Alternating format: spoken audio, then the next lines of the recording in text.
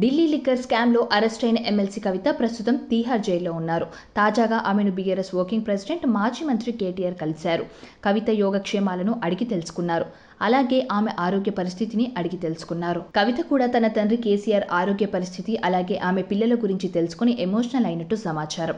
మరొక వైపు కవితను బయటకు తీసుకురావడం కోసం ఆమె కుటుంబ సభ్యులు ప్రయత్నిస్తూనే ఉంది. కానీ ఆ ప్రయత్నాలన్నింటికీ దర్యాప్తు సంస్థలు బ్రేకులు వేస్తూ వస్తున్నాయి.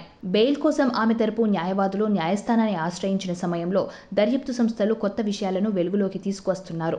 దీంతో బెయిల్ వాయిదా పడుతూనే ఉంది. ఇటీవలే కవితకు ఢిల్లీలోని రౌస్ అవెన్యూ కోర్టు మరో 2 వారాల పాటు జ్యుడిషియల్ రిమాండ్ పొడిగించింది. కవిత జూన్ 21వ తేదీ వరకు జైల్లో రిమాండ్లో ఉండనున్నారు. మరొక వైపు కోర్టులో చదువుకోవడానికి ఆమె 9 పుస్తకాలు కావాలని కోరగా కోర్టు అందుకు అంగీకరించింది. తదుపరి విచారణ ఈ నెల 21న జరగనుంది. అదే రోజు సీబీఐ ఛార్జిషీట్ పరిగణలోకి తీసుకునే అంశంపై రౌస్ అవెన్యూ కోర్టు విచారణ జరపనుంది. కవితను మార్చి 15న హైదరాబాద్లో ఈడీ అరెస్టు చేసింది. ఇటీవల ఈడీ దాఖలు చేసిన ఛార్జిషీట్ను కోర్టు పరిగణలోకి తీసుకుంది.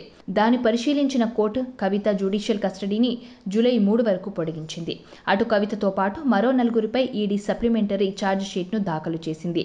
దానిపై కూడా కోర్టు విచారణ జరిపి రౌస్ అవెన్యూ కోర్టు జూలై 3కు వాయిదా వేసింది. కవితతో పాటు మరో 4 నిందితుల పాత్రపై ఈడీ మే 10న దాదాపు 8,000 పేజీలతో అనుబంధ ఛార్జిషీట్ను దాఖలు చేసింది. ఇందులో ఎమ్మెల్సీ కవిత, గోవాలో ఆమ్ ఆద్మీ పార్టీ తరపున ప్రచారం చేసిన 3 ఉద్యోగులు దామోదర్ శర్మ, ప్రిన్స్ కుమార్, చరణ్ ప్రీత్ సింగ్, ఇండియా ఏ హెడ్ న్యూస్ ఛానల్ మాజీ ఉద్యోగి అరవింద్ సింగ్ను నిందితులుగా ఈడీ ఛార్జిషీట్లో పేర్కొంది.